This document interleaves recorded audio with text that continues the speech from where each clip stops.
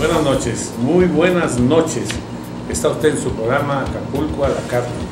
Estamos transmitiendo desde los estudios de tvacapulco.com en Cerro Azul número 93, Acapulco. En la recomendación de libros, Alejandro Calderón nos presenta el libro La Máquina. Así es, una novela corta del escritor mexicano Antonio Malpica, editado en el año 2013, o sea que está calientito. Y es esencialmente una novela para jóvenes. Es muy, pero muy recomendable. Póngale mucha atención, por favor. Dentro de Acapulco, en la historia y la cultura, Sergio Rojas nos hará sus comentarios muy particulares, usted ya lo conoce, de los petroglifos de Palmasola, una zona arqueológica en Acapulco, muy raro, pero ahí está. Así como lo más importante que haya pasado en el ámbito cultural. El platillo principal de hoy es un poco picoso, es una mesa de opinión con el tema la infidelidad. Saludamos a todos los municipios del estado de Guerrero, a la República Mexicana y a todos los países del mundo donde pueden ver. Empezamos nuestro programa. Bienvenido, Alejandro. La lectura para jóvenes. Ahora me he dedicado a aceptar las colecciones de mis nietas. En la vez anterior que comentamos el libro de Las batallas en el desierto de mi nieta Linda Alejandra Calderón Ramírez, Calderón de los Santos, y este libro es de la colección de mi nieta Mariana Calderón Rangel. Son libros que le han recomendado en su paso por la secundaria. Este con el que vamos a presentar hoy se llama La Máquina. Es un libro muy singular, nos habla de valores, nos habla de sentimientos y nos habla de fantasías. En un momento dado, comentaba con mi amigo Abraham, me hizo pensar de alguna manera en Peter Pan, por el nombre de la tierra donde vivía Peter Pan. Se llamaba la tierra de nunca jamás, un nombre fantástico. Aquí vamos a viajar a una isla que se llama la isla de todas las cosas.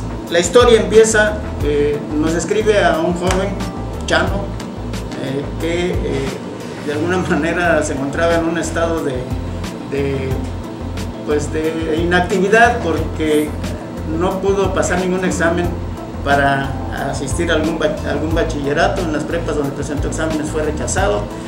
Sus padres se habían ido a recorrer el mundo, lo dejaron porque ellos iban a viajar, se iban a tomar un año sabático, tenían manera de hacerlo, eran personas con cierta posición económica que les permitía viajar, y dejaron a Chano con el abuelo, su abuelo Mario, Mario Tomasi, que había sido dueño de una imprenta. Finalmente, en un momento determinado, no saben por qué, quebró su imprenta y se fue a vivir en la casa de los papás de Chano. Y un día se presenta un tipo investigando, queriendo conocer sobre la historia de una foto, la foto en la cual está retratado un unicornio en un paisaje bellísimo, rodeado de árboles, de luces hermosas, y quería saber si era auténtica. Y finalmente dio con el abuelo, don Mario Tomasi, que él vivió, supo el señor Uraceta, se llama Ursaeta, perdón, Augusto Uraceta, un empresario con mucho dinero que se dedicaba a coleccionar cosas que le parecían increíbles, y en este caso andaba tras la verificación sobre la verdad de la foto, si era real o no. Y este señor Ursaeta empezó a investigar la historia y descubre que esa foto se la habían dado al abuelo, a Mario Tomasi, uno de los niños integrantes de un grupo que se llamaba Los Capitanes de Todas las Cosas. Este grupo era un grupo de leyenda. Dice la misma leyenda que su padre de esos niños era agente viajero y que eran tan pobres que siempre tenía que viajar la esposa con él. Llegó un momento dado que se embarazó y en el camino se tuvo el parto, nacieron quintillizos, pero muere la madre en el momento del parto. Entonces dice la leyenda que el padre se volvió, no loco, pero sí se deschavetó, enterró a la madre y se fue con los niños, se internó en el bosque. No supieron de él hasta 10 años después, cuando él muere y alguien encuentra a los niños y los lleva a un orfanatorio, donde conocen al padre, al abuelo de Chano, a don Mario Tomasi, y él es el que convivió con ellos hasta que después los fueron adoptando. Desgraciadamente los adoptaron por separado, como sucede, y no volvió a saber más de ellos, pero él se quedó con la foto que le regalaron. Uno de ellos se llamaban capitanes. Los nombres de los capitanes eran Pluma Azul, Pabilo, Cabra Loca, Sol de Abril y Chisguete, nombres que se pusieron cuando vivían en la isla y que les puso el papá. El papá se llamaba Sombrerero, el sombrerero mayor le decían. Y entonces en la historia el señor Ursaeta se dedica, quiere autentificar. Finalmente el abuelo le dice que la foto la destruyó, porque como no le creyeron que era real, la destruyó, dice que la convirtió en confeti. Pero el señor Ursaeta insiste y le muestra una libreta, una libretita color de rosa, escrita a mano, donde alguien que llegó a vivir a la isla conoció a los niños. Esa libretita la consiguió el señor Ursaeta en una subasta en Estados Unidos, en San Francisco, no sé en dónde. Tenían una manera muy libre de vivir, comían a la hora que querían, se ponían a jugar. Cuando algo salía mal, esa era otra cosa, cuando algo salía mal, decían, su manera de remediarlo era abrazarse todos, así de simple. Que alguien se sentía triste, decía que se sentía triste y llegaban los demás, lo abrazaban y pasaba ese sentimiento de tristeza. Sergio Rojas nos dará sus comentarios muy particulares de los petroglifos de Palmasola. Un saludo desde este sabroso puerto de Acapulco. Está el calorcito arriba de los 34, 35 grados centígrados en pleno noviembre, así es que vengan por favor a Acapulco a gozar de este sol. He dividido, contador, esta plática porque se me acabaron las playas, entonces tengo que buscar ahora hacia los cerros.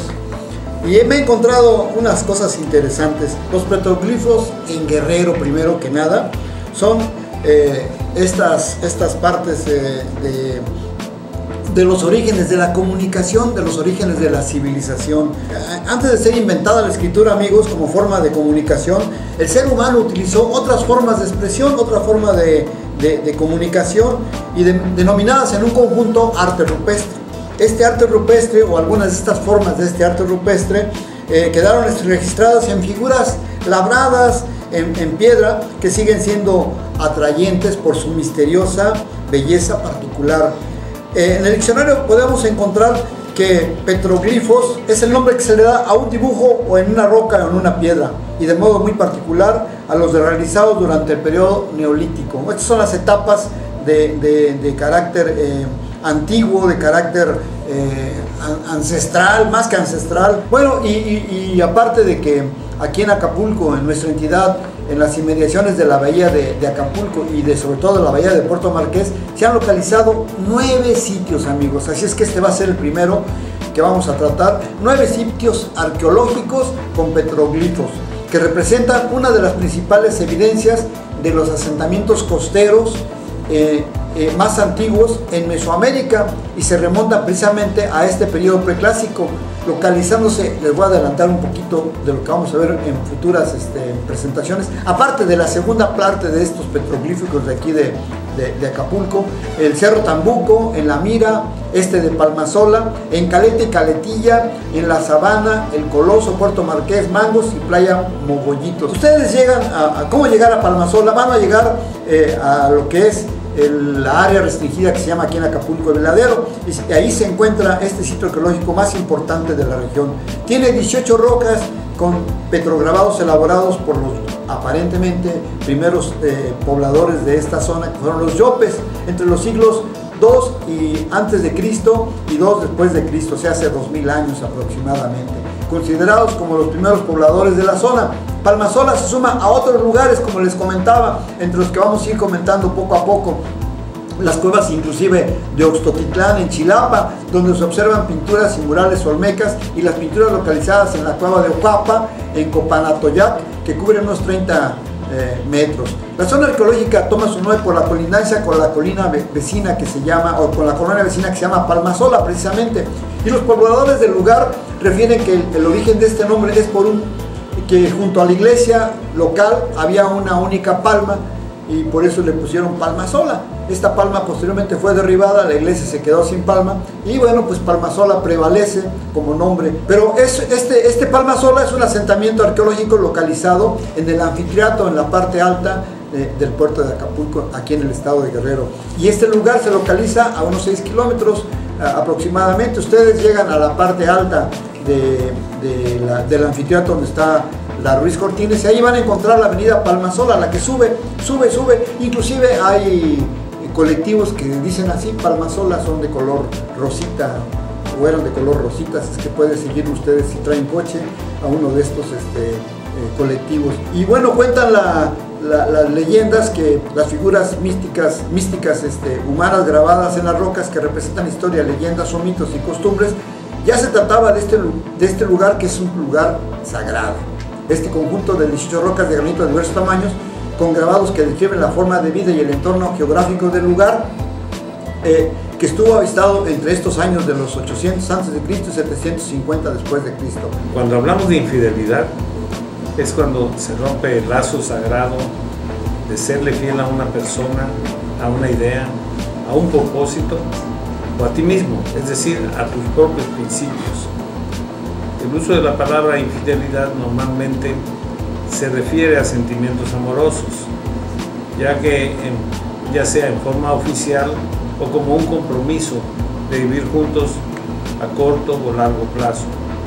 También puede significar la carencia de lealtad o quebrantamiento de la misma en compromisos de índole moral, como la religión, la amistad, el matrimonio o cualquier otra relación amorosa o erótica. Cuando una persona elige a otra o se eligen ambos para vivir juntos una vida, es porque debe de haber muchas razones para tal elección, que por así decirlo es una de las cosas más difíciles de saber, y la preocupación de muchos jóvenes y jovencitas de cuándo es el momento y quién es la persona correcta de elegir. Después de pasar por todos esos filtros y de probar muchas copas los néctares deliciosos, y tienes la fortuna de ser un buen sommelier, catador, y logras hacer una elección, vienen todavía por delante muchos detallitos que afinar. Pasando los primeros años del acoplamiento, tal vez 5, 8 o 10, algunas parejas entran en crisis por muchísimas razones que serían muy largas de enumerar, pero dentro de ellas podríamos encontrar razones económicas, de falta de cariño, de amor, y principalmente razones de infidelidad. A nadie le importa si no comes bien o si andas mal vestido, pero que te engañe tu pareja, en México eso es muy grave. Y si eres famoso, político, pues la cosa empeora.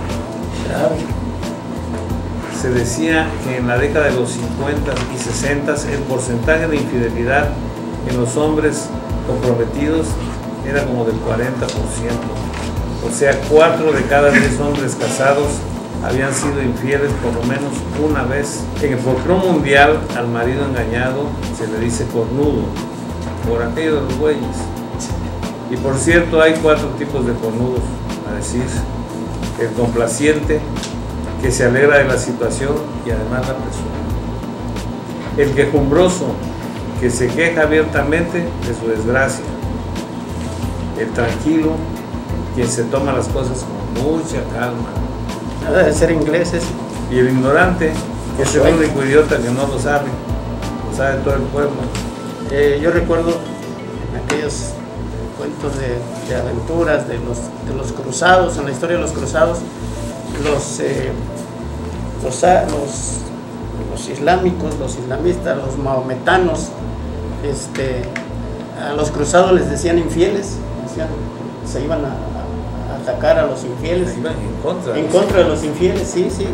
Los fieles eran ellos, los fieles a Alá, y los cristianos, los cruzados que iban a rescatar Jerusalén, eran llamados infieles, exactamente, sí, por contrarios eso, a su religión. Por eso dije, una idea o una cuestión, claro, hay muchas connotaciones, las fidelidades que se pierden en las empresas, ese tipo de cosas. Pero ya enfocándonos a lo más común, precisamente es a la infidelidad dentro de las parejas, dentro de los matrimonios. Y pues antes que nada, yo quiero empezar con una cita bíblica que dice que el que esté libre de pecado, que lance la primera piedra. Hay muchas anécdotas, hay muchas historias, ha habido... Sí, siempre es... pudiera ser parte de la condición humana. ¿Quién no vio la película esa de Richard Gere, intitulada precisamente Infidelidad?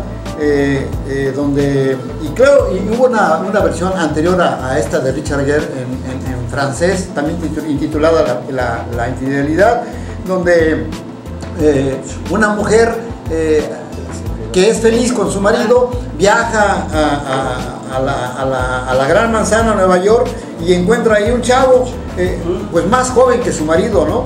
Un vendaval la tira, se raspa la rodilla y empieza ahí un gran amorío. ¿Quién no recuerda esa película donde a final de cuentas pues se viene todo un drama policíaco donde Richard Gere mata a este tipo? El detective dice: oye, ¿usted lo conocía? Yo no lo conocía. La señora se trata de zafar, pero resulta que lo mata con un pisapapeles que él le regaló a ella y ella se lo regala al amante. Entonces, a veces la infidelidad ocurre por cuestiones de otra índole, ¿no?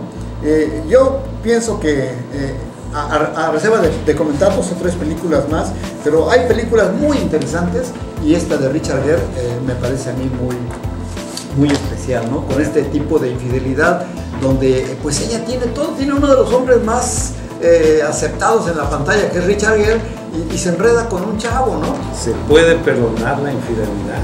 Sí, es más fácil para un hombre o para una mujer, o de plano es imperdonable.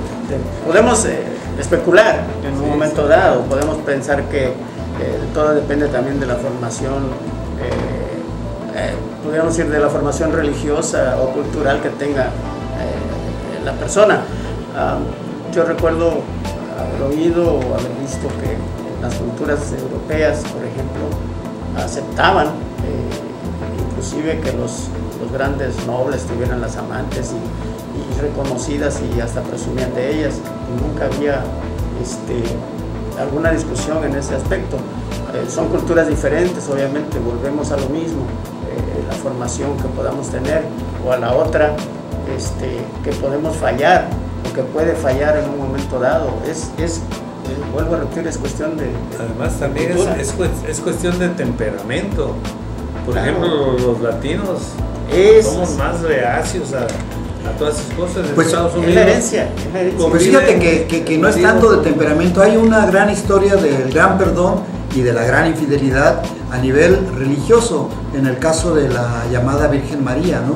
Donde le dice a José que está embarazada, ¿no? Y entonces pues hay un problema muy fuerte, no es de machismo, ¿no? Sino de cuestión moral, ¿no?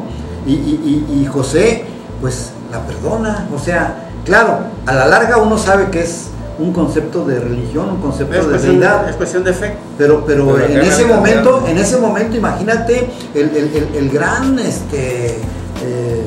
golpe que recibe José. Yo como buen cinéfilo les comentaba en el corte que hay una película de Propuesta Indecorosa con Robert Redford y con Demi Moore, ¿no? Y ahí hay una propuesta de infidelidad y la aceptan los dos. Bueno, la mujer es gustosa porque es Robert Redford, ¿no? Y un millonariazo. Pero está sufriendo este amigo porque pues va a pasar una noche su esposa por $1 millón, ¿no? Nos vemos el próximo jueves de 7 a 8 de la noche en otro programa más de Acapulco a la Carta. Este programa, una síntesis, la podrá ver el próximo lunes por la tarde poniendo en el buscador Acapulco a la Carta, la infidelidad. Lunes por la tarde, una síntesis. Nos vemos. Hasta la próxima, amigos.